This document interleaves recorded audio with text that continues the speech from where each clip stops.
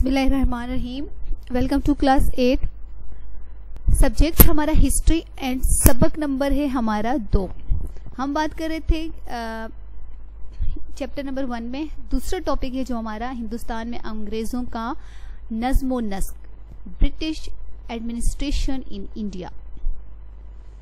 अंग्रेजों का नज़्म व नस्क। अंग्रेजों ने बरे सगीर पाको हिंद को कब्जे में लेकर यहाँ एक मजबूत मरकजी नज़्म व नस्क कायम किया ताकि मुल्क का इंतज़ाम अच्छे तरीके से जो है तो चला सकें और सारे हिंदुस्तान पर इनकी हुक्मरानी कायम रहे। इस मकसद के लिए उन्होंने दर्जेल अहम इक़दामात उठाए।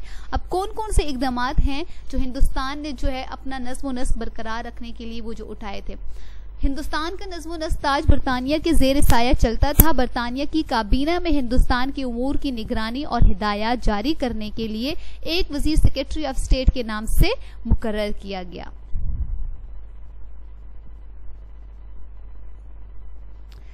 नंबर 2, हिंदुस्तान के नज़्म व नस्क के लिए एक इंतजामी कौंसिल कायम की गई जिसका सरबरा एक अंग्रेज गवर्नर जनरल हुआ करता था। और नंबर 3, मुल्क में कानून साजी के लिए गवर्नर जनरल की कानून साज कौंसिल कायम की गई। नंबर 4, हिंदुस्तान में सरकारी उमूर निपटाने के लिए अंग्रेजों ने 1858 में सिविल सर्विस कायम की जिसे मजीद फाल बनाया गया और जिसमें हिंदुस्तानियों को भी शिरकत का हक दिया गया, ताहम उनको इंग्लिस्तान में तरबियत लेनी पड़ती थी। नंबर 5, मुल्की दिफा को मजबूत बनाने के लिए शाही फौज को मुनज़्ज़म किया गया। इंतजामी सहूलत के लिए मुल्क सूबों में तकसीम किया गया। हर सूबे में एक अंग्रेज गवर्नर होता था। उसकी मदद के लिए एक इंतजामी कौंसिल और कानून साज कौंसिल हुआ करती थी। इंसाफ हासिल करने के लिए अदालती निज़ाम कायम किया गया था और आखिरी अपील बरतानिया की परयू कौंसिल में की जाती थी। नंबर 8, हिंदुस्तान में कई एक खुद मुख्तार रियासतें भी थी जिन्हें कायम रखा गया और हर रियासत का अपना हाकिम हुआ करता था। अंग्रेजों के नज़्म व नस्क का अहम नुक्ता यह था कि मुल्क में अंग्रेजों की बालादस्ती कायम रहे, लेकिन वक्त गुजरने के साथ साथ नज़्म व नस्क में हिंदुस्तानियों को भी शामिल करना पड़ा। पाको हिंद के अंग्रेज हुक्मरानों की अमन शिरकत की policies of sharing of power and piece. जंग आज़ादी 1857 के खात्मे के बाद अंग्रेजों ने हालात को मद्देनजर रखते हुए मुख्तलिफ पॉलिसियां इख्तियार की ताकि बरसगीर पाको हिंद में उनके इक़्तिदार को दवाम हासिल हो। मुख्तलिफ वायसराय की पॉलिसियां मुख्तसरन यूं बयान की जा सकती हैं। बहुत सारे वायसराय थे जो कि आए थे इनमें, जिस वजह से कि लॉर्ड कैनिंग, ठीक है, सबसे पहले इनका जिक्र करते हैं। इसके बाद जो वायसराय आए थे हम जो है तो उनका जिक्र करेंगे। लॉर्ड कैनिंग जो है ये 1858 और से 1862 के दौरान बरसगीर पाको हिंद के वायसराय रहे। इनका ज्यादा दौर जंग आज़ादी में गुजरा। मतलब जिस टाइम पर ये वायसराय रहे उस दौरान जो है जंगे वगैरह नहीं थी, जरा माहौल पुरअमन रहा था। तो जंग के दौरान अंग्रेजों को बहुत ज्यादा जानी और माली नुकसान पहुंचाया गया था। अंग्रेज चाहते थे कि जबरदस्त इंतकाम लिया जाए। कैनिंग ने इसके बरक्स अमन और सलामती की पॉलिसी को इख्तियार रखा था। लॉर्ड कैनिंग ने अपनी पॉलिसी एक खत के जरिए जो है तो बयान की। आपने कहा, जब तक मेरे दम में दम है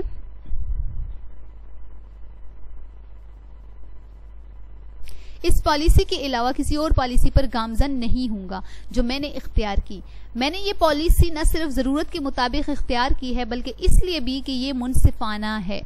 मैं गजबनाक होकर हुकूमत नहीं करूंगा। मैं वो इंसाफ बुरुविकार लाऊंगा जिसमें कानून और ताकत की सी सख्ती और लचक हो। मैं बरतानवी हुकूमत को पाको हिंद में इस बात की इजाजत नहीं दूंगा कि वो गुस्से से काम लेकर इम्तियाजी सलूक रवा रखे। जब हम बेरहमी के साथ तमाम बगावतों को कुचलने के लिए तैयार हैं तो हमें ये तस्लीम करना चाहिए कि जब बगावत खत्म कर दी जाए तो इंसाफ और सब्र सुकून को सख्ती की जगह लेना चाहिए। लॉर्ड कैनिंग एक शरीफ तबा इंसान थे। आप नरमी और हमदर्दी पर यकीन रखते थे। आप उनकी फयाज दिलाना पॉलिसियों को देखकर अंग्रेजों ने उसे लंदन वापस बुलाने का मुतालबा किया। कैनिंग ने हुकूमत इंग्लिस्तान को लिखा कि मुझे यकीन है कि मेरी मौजूदा पॉलिसी इब्तिदा से ही बगैर कमजोरी का इजहार किए رحم پر مبنی ہے. اس سے حکومت کی شان و شوکت میں کمی نہیں آتی بلکہ ہمدردی کا اظہار ہوتا ہے. یہ ایک بہت ہی جو ہے تو ایک سافٹ ہارٹڈ قسم کے وائسرائے تھے. اچھا, لارڈ کیننگ کے بعد جو نیکسٹ وائسرائے جو ہیں تو وہ ہندو پاک میں آئے وہ تھے لارڈ ایلگن. لارڈ ایلگن 1862 سے 1861 تک تو لارڈ کیننگ رہے ہیں وائسرائے, اور اس کے بعد جو ہے تو لارڈ ایلگن جو ہے 1862 سے 1863 ہندوستان پاک کے وائسرائے رہے. آپ کا دور حکومت مختصر ہے لیکن اس مدت میں ایلگن نے کیننگ کی پالیسیوں کو اپنایا. وہی پالیسیاں, رحم والی پالیسیاں جو کہ کیننگ نے جو ہے تو کروائی تھی, ٹھیک ہے, انہوں نے جو ہے تو ان کو امپلیمنٹ کیا تھا, اور انہی پالیسیوں کو لے کر جو ہے لارڈ ایلگن جو ہے تو وہ آگے چلے تھے. لیکن ان کی حکومت جو ہے تو بہت مختصر عرصے تک رہی, اور ایلگن نے امن و شرکت کی پالیسی اختیار کی. اس نے آگرہ, بنارس, کانپور اور انبالہ میں کئی دربار منعقد کیے جن کا بنیادی مقصد یہ تھا کہ ہندی ریاستوں اور برطانوی حکومت کے درمیان غلط فہمیوں کا ازالہ ہو اور ان کے درمیان اچھے مراسم قائم ہوں. انہوں نے ٹیکس عائد کرنے کی کوشش کی اور فوجی اخراجات میں کمی کی. لارڈ ایلگن کے بعد جو نیکسٹ وائسرائے تھے نمبر 3 پہ جو آئے وہ تھے لارڈ لارنس. لارڈ لارنس جو ہے وہ 1864 تا 1869 سے برصغیر پاک و ہند کے وائسرائے رہے. وائسرائے بننے سے پہلے سر جان لارنس کو پنجاب کا چیف کمشنر مقرر کیا گیا تھا. جنگ آزادی میں پنجاب کا حصہ نہ لینا سر لارنس کی سیاسی تدبر کا نتیجہ تھا. آپ پنجاب کے چیف کمشنر رہ کر ہندوستان کی عوام کے مزاج اور نفسیات سمجھ چکے تھے اور اسی تجربے کی بنیاد پر بطور وائسرائے بھی کامیاب رہے. وہ زیادہ عملی آدمی تھے اور اپنی محنت و جدوجہد کی بنیاد پر یہاں کی عوام میں اپنے لیے ایک مقام پیدا کیا, اور لارڈ لارنس کا کاشتکاروں کو زیادہ توجہ دیتے تھے. پنجاب میں لارنس نے مزارعین کے مفادات کا تحفظ کیا اور ان میں اکثریت کے مالکان حقوق تسلیم کیے. عہد میں بھی کم لگان پر مزارعین کو مالکانہ حقوق دیے گئے. ان حقوق کو قانونی تحفظ فراہم کیا گیا. لارنس کی اس حکمت عملی کی وجہ سے کاشتکاروں کو اقتصادی خوشحالی نصیب ہوئی اور ملکی معیشت کو خصوصی اہمیت دی گئی. ان کے دور میں عوام کی فلاح کے لیے نہریں, ریلوے لائن اور دیگر فلاحی منصوبے تعمیر کیے گئے. وہ عوامی مسائل کے حوالے سے اعتدال پسندی کا مظاہرہ کیا کرتے تھے اور ریاستی امور میں انصاف پسند تھے.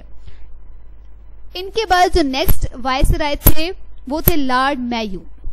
لارڈ میو جو ہے وہ 1869 سے لے کر 1872 تک جو ہیں وائسرائے رہے. انہوں نے شاہی ریاستوں کے ساتھ دوستانہ تعلقات قائم کیے اور اس کا عملی نمونہ یہ تھا کہ میو نے اجمیر میں ریاستوں کے حکمرانوں کے بچوں کے لیے ایک کالج قائم کیا. ریاستوں کے حکمرانوں میں میو کو کافی مقبولیت حاصل تھی. لارڈ میو نے عوام کی سیاسی شرکت کو یقینی بنانے کے لیے عدم مرکزیت کی پالیسی اختیار کی. میو نے 1870 میں اخراجات کے لیے رقوم حاصل کرنے اور نظم و نسق کی بہتری کے لیے کچھ محکمے صوبوں کو دیے. انہوں نے برصغیر کی سیاست میں امن و شرکت کو فروغ دیا. اس نے پاک و ہند میں ایک ذمہ دار برطانوی حکومت کی بنیاد ڈالی. جتنے بھی وائسرائے جو ہے ان کا ابھی تک ہم ذکر کر چکے ہیں, سب نے اپنے دور میں جو ہے تو بہت اچھے سے کام کیے, لیکن سب سے کم ٹائم جو تو ہے لارڈ ایلگن جو وائسرائے گزرے ہیں ان کا جو ہے دور حکومت بہت کم تھا اور ان کے دور حکومت میں کچھ ایسی خاص کام بھی نہیں کیے گئے اور انہوں نے جو ہے تو لارڈ کیننگ کی پالیسیز کو ہی زیادہ اپنایا تھا. اس کے بعد نمبر 5 پہ ہمارے پاس جو ہے تو وہ ہے Lord Northbrook. Lord Northbrook کا دور 1872 سے 1876 تک ہے. اس نے کسی نئے تجربے سے گریز کیا اور اپنے پیش رووں کی پالیسی پر عمل کیا. اس نے کوشش کی کہ عوام کو مطمئن رکھا جائے. ایک دفعہ بروک نے اپنی پالیسی یوں بیان کی, میری پالیسی کا خاص مقصد یہ تھا کہ حکومت کا کام خاموشی سے جاری رہے اور ملک کو سکون حاصل ہو. ایک دفعہ اس نے اعلان کیا کہ میرا مقصد ٹیکسوں میں کمی کرنا اور غیر ضروری قانون سازی کو روکنا ہے. اس طرز عمل سے اندازہ ہوتا ہے کہ نارتھ بروک ایک معتدل پالیسی کو اختیار کی تاکہ مملکت میں امن و سکون قائم رہے. اس کے دور حکومت میں بہار اور بنگال کے کچھ حصوں میں کات کی صورت حال پیدا ہوئی، بروک کی حکومت نے کھلے دل سے عوام کی مدد کی اور کافی پیسہ لگایا۔ نمبر 6 پہ ہمارے پاس جو وائسرائے ہیں جن کا ہم ذکر کریں گے وہ ہیں لارڈ لیٹن۔ لارڈ لیٹن کا دور حکومت 1876 سے 1880 تک ہے۔ اس کے دور میں ایک کات کمیشن قائم کر کے حالات پر قابو پایا گیا، انہوں نے تجارت کو فروغ دیا۔ لارڈ لیٹن نے اپنے دور حکومت میں لارڈ میو کی پالیسی پر عمل کرتے ہوئے صوبوں کو کچھ اور محکمے دیے۔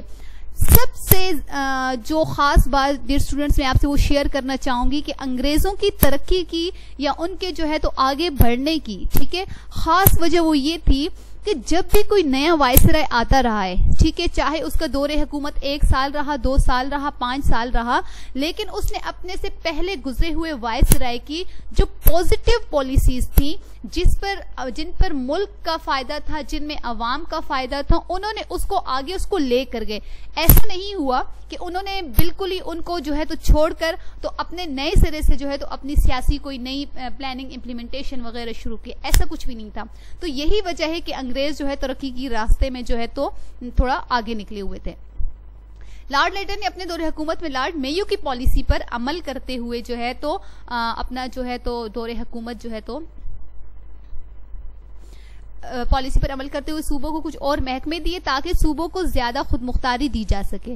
اس کے دور میں سول سروس سرکاری ملازموں کا نظام جو ہے متعارف کیا گیا اور ہندوستان کو سرکاری ملازمتیں دینے کا فیصلہ کیا گیا۔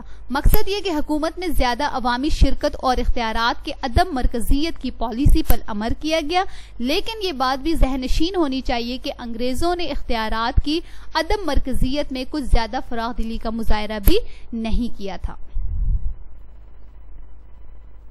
ہوم ورک ڈیئر اسٹوڈنٹس، گھر کا کام سوال ہے ہمارے پاس کہ انگریزوں کے نظم و نسق کے اہم نکات بیان کریں۔